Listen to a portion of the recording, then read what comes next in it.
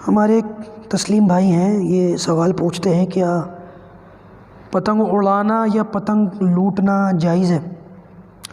بڑا دلچسپ سوال کیا بھائی آپ نے، اور موقع بھی ہے جو سوال آپ نے پوچھ لیا۔ یہ بات یاد رکھیں بھائی کہ پتنگ اڑانا یا پتنگ لوٹنا، اس کے اندر ویسے بھی دینی کوئی فائدہ تو ہے نہیں، دین کا تو کوئی فائدہ دور دور تک نہیں ہے، اور دنیا کا کوئی فائدہ مجھے نظر نہیں آ رہا، یعنی کہ کوئی فزیکل ایکٹیویٹی ہو رہی ہو، کچھ ہو رہی ہو، بلکہ اللہ ہماری حفاظت فرمائے اتنی خرابیاں اس میں آتی ہیں کہ اگر اس کو میں گنانے بیٹھ جاؤں تو شاید صبح ہو جائے گی۔ مثال کے طور پر آج کل تو لوگوں نے کیا کرا ہے، وہ شرطیں لگاتے ہیں، پیچ لڑاتے ہیں اور اس پر شرطیں لگتی ہیں کہ کس نے کس کی پتنگ زیادہ کاٹی، وہ ایک جوئے کی شکل ہے، جو زیادہ کاٹتا ہے پھر اس کو انعام ملتا ہے یا پارٹی ملتی ہے۔ یہ کتنی خراب بات ہے، تو آہستہ آہستہ بندہ اس میں چلا جاتا ہے۔ ایک بڑی خرابی یہ ہے کہ بندہ ان چیزوں میں ملوث ہونے کی وجہ سے نمازیں بھی چھوڑ دیتا ہے، فرض نمازیں چھوڑ دیتا ہے، کتنی جو ہے گستاخی کی بات ہے۔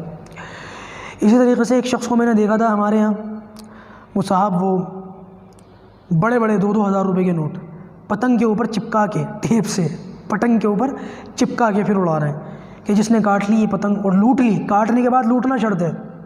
مجھے بتا رہے تھے یہاں کہ دیکھا تو میں نے نہیں، مجھے خود بتا رہے تھے، پتہ نہیں ایسی ایسی باتیں لوگ ہمیں بتا دیتے ہیں، بے تکلف یہ بتا دیتے ہیں، میں آپ لوگوں کو بتا دیتا ہوں۔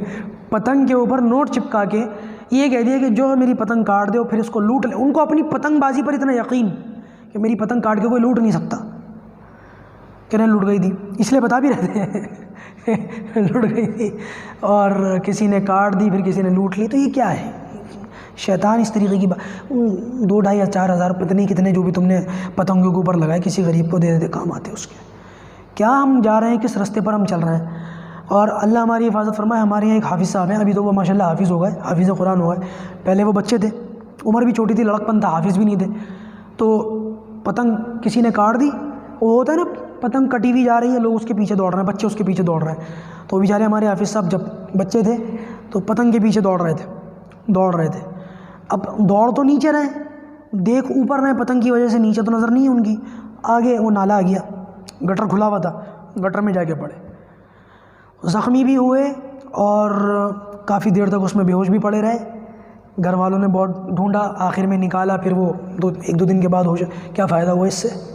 تو بھائی یہ اعمال تو بہت ہی زیادہ لغو، بیکار، اپنے آپ کو ہلاکت اور مصیبت میں ڈالنے والے ہیں۔ کتنے لوگوں کو دیکھا گیا ہے کہ وہ چھتوں کے اوپر پتنگ لوٹتے ہیں تو وہ دوسروں کی جو ہے چھتوں کے اوپر لانگتے ہوئے جا رہے ہیں، اور ایک معاملہ ایسا ہو جاتا ہے خاص طور سے یہ 15 اگست وغیرہ پر، اللہ ہماری حفاظت فرمائے، وہ چھتوں کے اوپر عورتیں بھی چڑھ جاتی ہیں، مرد بھی چڑھ، اور وہ چھتوں کے اوپر دوڑ لگا رہے ہیں، اور اس دوڑ لگانے کے چکر میں کوئی چھتوں سے گلیوں میں بھی گر جاتے ہیں، سر بھی پھوٹتا ہے، گھٹنا بھی پھوٹتا ہے۔